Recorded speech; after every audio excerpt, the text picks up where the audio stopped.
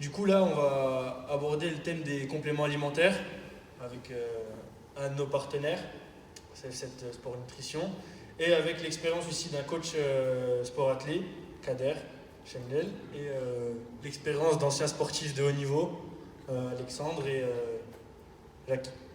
Voilà. Donc en fait, on va demander tout simplement déjà à Alexandre s'il prenait des compléments alimentaires et aux autres sportifs. Donc Alexandre, vous prenez des compléments alimentaires du coup? Alors pas énormément, j'étais un petit peu dans le même cas de figure qu'Aurélie puisque je faisais de l'athlétisme, donc du décathlon, je ne sais pas si vous connaissez, et là je ne prenais rien du tout. Après j'ai basculé sur un autre sport que vous devez connaître aussi, au moins d'un point de vue médiatique, qui est le bobsleigh. Donc le bobsleigh, je suis arrivé, j'avais un petit problème, alors là ça va vous faire rire parce que contrairement aux combattants, c'était le problème inverse, c'est que j'étais pas assez lourd. Donc comme c'est un rapport de poids-puissance, on pousse un bobsleigh, il faut être lourd, parce que sinon le poids, on est obligé de le mettre dans l'engin et il est plus lourd à pousser. Enfin voilà, je ne fais pas de dessin, donc j'avais cette problématique de peser plus lourd. Et là, on n'a pas trop le choix, on ne peut pas non plus faire 3 ou 4 séances de musculation par jour, et puis ça ne servira à rien. Donc on est obligé de passer par la case complément alimentaire pour prendre de la masse musculaire, mais la problématique, vous en doutez, c'est pas prendre de la masse musculaire pour de la masse musculaire, parce qu'après, il faut conserver ses qualités d'explosivité, de vitesse.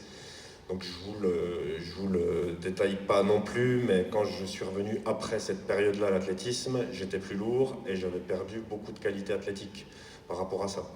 Donc le complément alimentaire, je l'ai pris de manière très ciblée, parce que mon objectif était de prendre de la masse musculaire et d'arriver à 100 kg.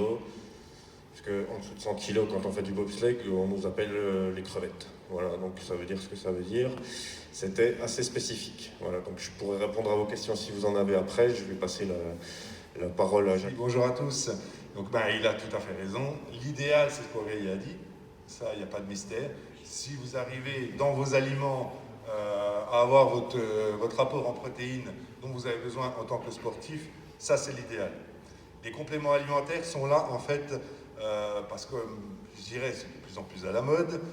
Pourquoi c'est de plus en plus à la mode? Parce que en fait vous avez un mode de vie, il y a un mode de vie actuellement où malheureusement on n'a souvent pas le temps de manger, où on mange mal, etc. etc.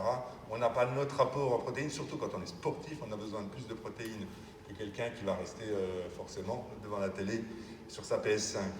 Donc par rapport à ça, c'est un monde assez obscur, les compléments. Vous ne rentrez pas dans une boutique en disant je vais prendre quelque chose au hasard, etc. Chaque complément a son utilité, ou pas. Je vous expliquerai sur le stand, il y a des compléments qui ne servent strictement à rien, qui sont là juste parce que c'est un effet de mode. Donc on va inventer une protéine qui va faire ceci, une protéine qui va faire cela, etc. etc. Donc ça, il faut aller vraiment dans le détail, il faut surtout être très très bien conseillé à ce niveau-là. Donc il y a énormément de marques. Les Américains ont le marché sur tout ce qui est compléments alimentaires. Mais du coup, voilà, les matières premières ne sont pas toutes listées. Vous ne savez pas exactement ce qu'il y a à l'intérieur. Donc ça, on en reparlera après quand vous ferez le tour. Je laisse la parole à Kader, qui lui, voilà, en sait encore plus que moi. Bonjour, je me présente, je m'appelle Kader Chemnel, je suis coach sportif, plutôt coach athlète santé, ici de la Fédération française d'athlétisme et du ministère de la Santé. Je suis pareil qu'Aurélie, spécialiste du 400 mètres haies. Et depuis quelques années maintenant, je suis naturopathe. Donc j'allie l'alimentation avec l'effort physique. Donc je parle d'activité physique et je ne parle pas de sport. Parce que tous les sports sont une activité physique. Le plus difficile à mon sens, c'est de se remettre, comme on disait à l'instant, de se remettre à une activité physique pour beaucoup de personnes. Même pour vous étant jeune, puisque vous avez déjà dû commencer forcément à l'école et peut-être arrêter pour pouvoir reprendre après, par la suite. Voilà, donc moi j'essaye d'allier la nutrition avec l'effort physique. Voilà. Donc voilà, donc moi je vais vous reparler un petit peu des compléments alimentaires. Okay, il y a une différence entre complément alimentaire et supplémentation. Donc tous les sportifs, on sait qu'ils n'ont vraiment pas la même dépense énergétique qu'un individu lambda qui ne fait pas de sport. Donc parfois il peut y avoir des carences, d'accord, chez un sportif. Et dans certains contextes, là ça va pouvoir être utile de complémenter sportif. Hein, il y a plusieurs compléments sportifs. Il y a pour les protéines, il y a des compléments sur le magnésium, il y en a énormément. D'accord. Avant toute complémentation, aussi, il faut consulter.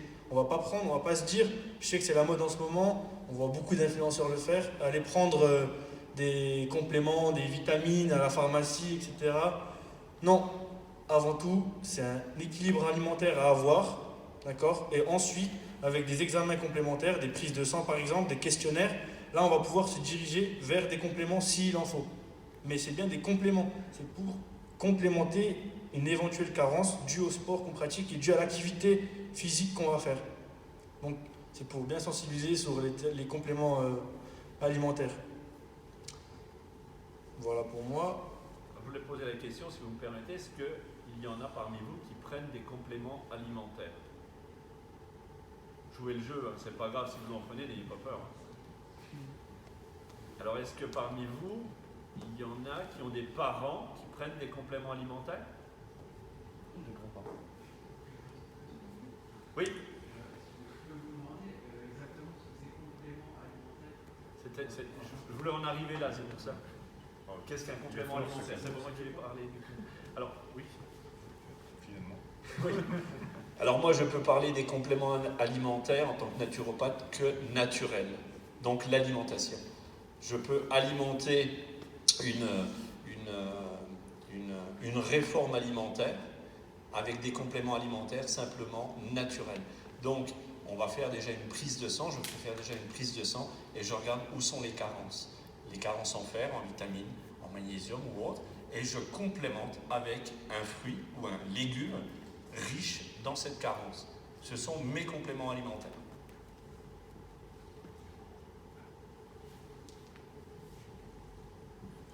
Donc ça revient bien à ce que je viens de dire. Il faut d'abord faire des analyses avant de pouvoir complémenter. Et c'est pas n'importe qui va pouvoir vous dire d'aller prendre tel ou tel produit. Il faut bien voir des spécialistes, donc des médecins, on peut aller voir un naturopathe, un diététicien. C'est des personnes qui sont qualifiées pour pouvoir déceler et voir toutes les carences que vous avez et éventuellement vous envoyer vers d'éventuels produits ou aliments. Voilà. Merci. Je rebondis un petit peu sur ce qui vient d'être dit parce que il y a aussi, une réflexion qui est importante là-dedans. Complément alimentaire, il y a beaucoup de gens qui l'assimilent à un produit miracle. C'est-à-dire, si je prends ça, je serai plus fort. C'est justement pas vrai. C'est que le complément, il est là pour pallier une augmentation de votre entraînement. C'est-à-dire que vous allez vous entraîner un peu plus, suivant vos objectifs, et c'est là que vous allez sans doute vous trouver en carence, mais c'est parce que vous faites plus tourner la machine, vous voyez. Et c'est pas du tout, je prends ça, donc j'aurai de meilleures performances. Parce qu'on en parlait tout à l'heure avec les professionnels ici présents, il y a aussi une diabolisation du complément alimentaire. Il y a sans doute certaines personnes, en général c'est surtout les filles, elles voient un paquet de protéines comme ça, un pot, elles disent, oh, c'est quoi ça, qu'est-ce que tu vas faire avec, c'est aussi souvent assimilé à des produits dopants, ce qui n'est pas du tout le cas. Alors vous avez eu l'illustration de protéines naturelles.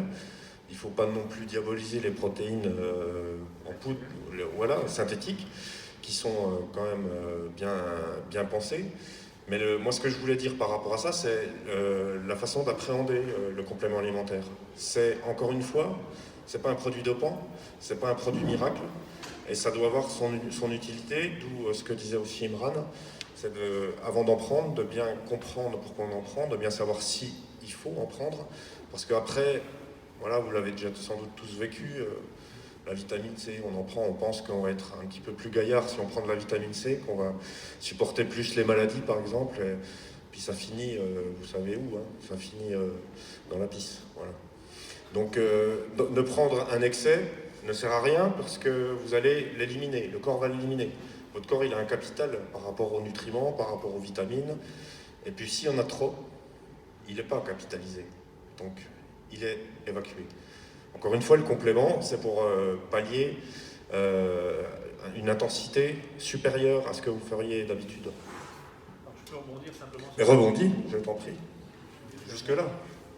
On reste malgré tout amis, même si je ne suis pas d'accord. On reste amis, même si je ne suis pas tout à fait d'accord. il y a simplement, je rebondis simplement sur une chose, le danger que dit Alex, c'est que beaucoup de compléments alimentaires ne sont pas évacués par l'organisme. C'est là où c'est dangereux. Il y a, bien sûr, la vitamine C, vous pouvez en consommer autant que vous voulez. De toute façon, ça passe directement dans le foie et c'est éliminé. Ça pose pas de problème. Il y a d'autres micronutriments qui ne sont pas, eux, éliminés. Il y a beaucoup, alors c'est aussi dans le dopage, et ça on le retrouve, on garde ces produits à l'intérieur du corps, et on devient carençable à cause de ces produits. C'est là où c'est dangereux. Et la prise de sang, elle est obligatoire, et l'avis du spécialiste est obligatoire. Donc ne vous amusez pas à aller chercher des produits alimentaires sur Internet, parce que c'est pas cher. Et j'aimerais simplement aussi dire une chose qui est hyper importante, et je le vois aussi dans mes consultations, c'est que vous êtes toutes et tous différents. Ce que prend l'un ne va pas forcément à l'autre. Ça, c'est dangereux. Faites bien attention. C'est ça, je vais rajouter que sur les protéines, puisqu'on parle énormément de protéines dans les compléments alimentaires, s'il y a un excès de protéines, vous allez avoir un excès de gras. Et ça, c'est mathématique. Donc au lieu d'être affiné, etc., vous prenez du mauvais gras un peu partout. Voilà. Donc, on clôture avant qu'on ait une question. Par rapport à ce que disait Alexandre, moi j'aurais une question justement par rapport où vous voyez-vous la limite entre justement le dopage et la supplémentation? Alors, le dopage, c'est sur les produits. Où serait la différence? La différence, c'est sur les produits. Il y a des produits qui sont dopants. Les compléments alimentaires qui ne sont pas dopants, on peut en consommer autant qu'on veut, on ne sera pas dans un cas de dopage. C'est une certaine catégorie de produits dopants qui sont strictement interdits. Oui, mais ça c'est par rapport à la légalité, mais par rapport à l'objectif du dopage. C'est-à-dire que si je comprends bien, l'analyse d'Alexandre, ce serait pour réussir à faire une performance ou atteindre un objectif que je ne suis pas capable de faire avec une alimentation normale et un entraînement normal. Alors, j'ai pas parlé d'objectif de performance, j'ai parlé d'intensité. Oui. Ouais. Ah ben, après... Si je reprends ton exemple, Oui, bien sûr, ouais. le tien, prise de poids. Oui. Tu as dit, moi, par l'entraînement, même si j'avais fait 5 séances par jour de muscu, j'aurais jamais atteint le poids que je voulais atteindre. Oui. Il faut absolument que je passe par un autre biais Oui. pour atteindre ce poids. Mais sauf que ce que je voulais mettre en... Oui, tu as raison complètement. Je pense que certains pourraient l'assimiler à du dopage. Et c'est pour ça que je me suis peux permis... pas faire naturellement, je le fais par un autre biais. Est-ce que... Mais je réponds puis je te le passe. Je comprends tout à fait la question, sauf que je me suis empressé de préciser que c'était forcément associé à une activité. Encore une fois, on pense dopage, on dit on se fait une picouse, et puis le lendemain, les bras ils ont doublé de volume. Voilà, c'est un petit peu l'imaginaire qu'on a tous du sport et puis du dopage. Justement, attention, même ceux qui se dopent, hein, on va pas en parler, c'est pas la peine, mais même ceux qui se dopent, ils se dopent avec en plus une intensité d'activité. Aujourd'hui, je pense que tout le monde le sait, le dopage, c'est un dopage d'entraînement. C'est plus un dopage à l'ancienne où on se dopait avant la compétition et puis on se faisait prendre comme un gros naze. Aujourd'hui, on se dope pour s'entraîner, pour pousser son corps le plus loin possible. Et puis quand on a poussé le corps au-delà de ses limites, eh ben, même s'il revient un tout petit peu, on a toujours gagné ça. Vous voyez, donc ça tout le monde le sait, je ne vous l'apprends pas. Alors quand je vous parlais de mon exemple personnel, c'est que c'est vrai que s'il avait fallu que je prenne à l'époque 15 kilos, j'y serais encore là en train de faire de la muscu parce que on le sait, malheureusement la masse musculaire elle arrive pas facilement. Sachant qu'il y avait une double problématique, c'est que c'était encore une fois pas du culturisme, c'était pas du volume qu'il me fallait, c'était du poids. Alors, si j'avais bouffé de la tartiflette 3 fois par semaine, peut-être que ça serait venu plus tôt, mais on est bien d'accord que c'est pas le cadre que je recherchais. Mais c'était donc de la prise de masse musculaire. Puisqu'on l'a vu aussi tout à l'heure avec Aurélie, le muscle pesant très lourd, c'est plus facile de travailler le muscle. Mais ça s'associe, justement, les compléments alimentaires ne sont pas là pour faire quelque chose de miraculeux. Ça s'associe à de l'activité sportive. Donc je prenais ces compléments alimentaires parce que je faisais plus de musculation et parce que ça allait m'aider à éventuellement prendre plus vite. Mais là, c'était pas du tout du dopage. Hein. Je pense que bon, Cédric pourra aussi le confirmer, ou Imran, c'est des produits qui sont complètement autorisés. Après, quand on tombe dans le dopage, j'aurais mis 15 ou 20 fois moins de temps, c'est sûr. J'aurais eu des performances accrues, mais là, je vais pas vous faire le détail de ce qu'est le dopage. Ça vaut pas le coup. Ouais, donc pour rebondir sur ce que vient de dire Alexandre, les produits complémentaires, notamment les protéines, c'est ce que tu prenais pour justement augmenter ta masse musculaire, c'est pas du dopage. On peut en prendre en n'importe quelle quantité, ça sera pas du dopage. Par contre, si on en prend en trop grande quantité, il y aurait un effet néfaste sur notre santé. Alors, on est le maximum par jour pour un être humain. Si on veut prendre de la masse musculaire, si l'objectif c'est de prendre le plus rapidement possible de masse musculaire, c'est entre 2,2 et 2,5 grammes par kilo par jour de protéines. Donc c'est pour ça que Alexandre se dirigeait vers des protéines, parce que c'est beaucoup plus simple d'en prendre avec un petit shaker. Pour vous donner un petit exemple, dans 3 œufs, on a 20 grammes de protéines. S'il devait prendre de la masse optimiser cette prise de masse musculaire, vous comprenez, si tu faisais combien? Tu faisais 90 kg à peu près? À l'époque quand tu faisais du bobsleigh 85?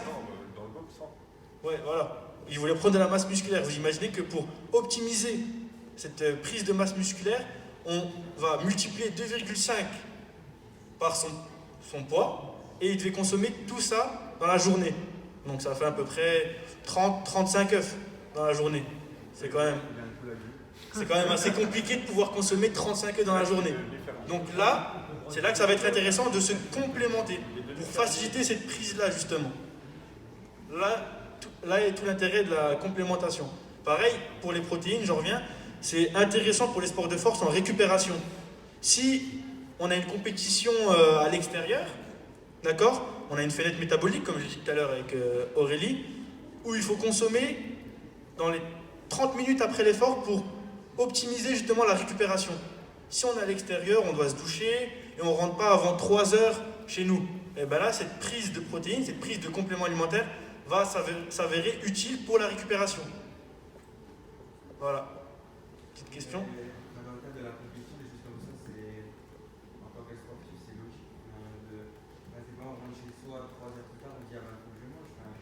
Mais si tu es en compétition, si tu as un match par exemple à l'extérieur, tu es à 3 heures de chez toi et tu dois te prendre ta douche et ensuite rentrer en bus. Et toi tu dois manger dans les 30 minutes. Personnellement, moi avec mon expérience des compétitions, j'ai appris à manger avant. Je veux dire, on prend avant pour manger après. T'es le judoka, c'est ça? Ouais. C'est important aussi la discipline. Oh, bah, c'est très bien. Moi je conseille d'avoir un équilibre alimentaire et d'aller chercher nos ressources dans les produits naturels. Je conseille ça, mais dans certains cas, ça peut s'avérer utile si on n'a pas le temps forcément de cuisiner, de préparer avant, ou ça peut s'avérer utile. Voilà. Voilà, on a fait un petit peu près le tour. Hein, il va bientôt être là, donc on va passer aux ateliers.